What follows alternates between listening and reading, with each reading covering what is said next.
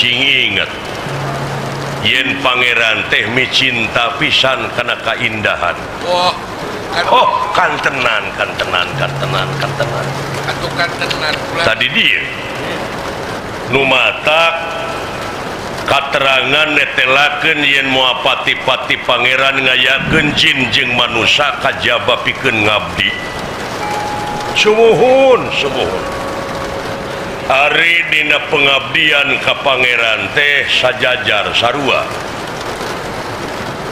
Timalan dimimiti kaula pupucuk pamimpin handapna rakyat. Sumuhun eta ngabogaan rasa kewajiban pikeun ngabdi. Timalan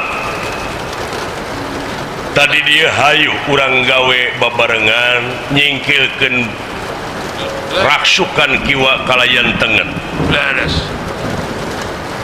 Urang ngaronjatkeun dina sagala rupa widang kagiatan anu aya patula patalina keur kapentingan negara jeung bangsa. Diestokeun. Sae eta teh